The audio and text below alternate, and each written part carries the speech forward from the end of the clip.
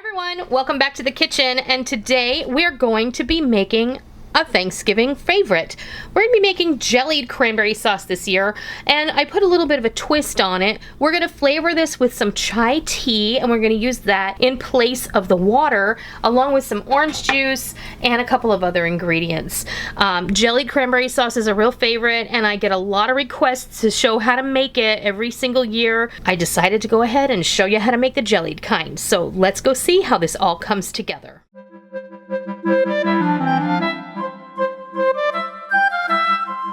We're going to make a jellied chai spiced cranberry sauce. So many of you, whenever I make a whole berry cranberry sauce, you always ask, is there a way I can make this a jellied cranberry sauce? But this is going to be a jellied version, and we're going to put it in mason jars and we're going to put it in the refrigerator.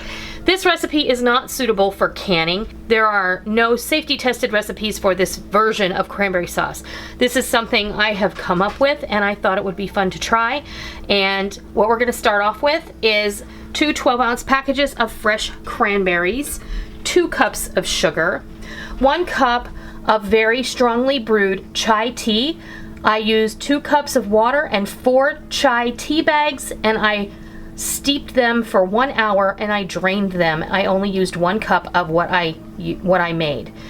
1 cup of freshly squeezed orange juice and the zest of 1 orange. Alright, so I have my pan over high heat on my induction burner. You want to put yours over medium-high heat. So just put all of your ingredients in the pan. This is super easy. The work will come later when we want to make this into a jellied version. But everything has to start off like this. So give this a good stir, just get it all mixed up, bring it to a simmer, and then allow this to simmer until all the cranberries have burst. And you can help that along when this starts to get hot and the fruit starts to soften. You can go in, you'll see any that haven't popped, and you can just help press them up against the side of the pan. When that happens, I'll be back and we'll move on.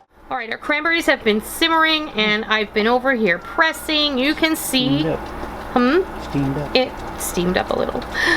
You can see that it is starting to thicken. When your mixture looks like this, then you're going to want to turn it down to medium, and then you're going to want to let this continue to simmer for 5 more minutes. But look, if you see any berries in here that look like they haven't burst, you're going to want to hit those up against the side of the pan. You really want to extract every bit of the pectin that the berries have to offer into this mixture, because that's what's going to cause your cranberry sauce to jelly the way that you want it. Cranberries are extremely high in pectin. You don't need any additional thickener added in here, like, you know, when you make jam, like for strawberry jam or blueberry jam or things like that, you have to add pectin so that it will set up. Cranberries have their own natural pectin, and you don't need to add anything to it. All you want to do is, from here on out, you want to put this over a nice simmer for 5 minutes. So that's going to further reduce and intensify the thickening, and then after that's done, we'll be back and I'll show you what happens next. Oh, and don't put a cover on it. Our cranberry sauce has simmered and it's all ready to go, and we're going to pop it in this fine mesh sieve. We're going to press it through. So what you want to do is you want to strain this through until all that's left is the skins and the seeds. And then whatever is deposited in the bowl is what we will put in a pint jar. So this is going to take a while. A wooden spoon works great. Most of the liquid is gone through now, so we're going to just keep going, and I'll be back when this is all done. I finished passing the cranberry mixture through a sieve. I changed sieves just to make sure that I got the last little bits, and this is all that's left. This is really all seeds and skins, and that's it. So we'll just be discarding that. And what is left is cranberry jelly, ready to just put in a jar. And that's what I'm going to do. I have 2 pint jars ready to go. They're just clean. We're not going to can them. They've been through the dishwasher. I'm going to pop a lid on them, and I'm going to stick them in the fridge. But I'll bring you back and I'll show you what they look like. And then we're going to keep them in the refrigerator at least 24 hours. After that has happened and the cranberry sauce has gelled, I'll bring you back and I'll show you what it looks like. I went ahead and I jarred up our cranberry sauce.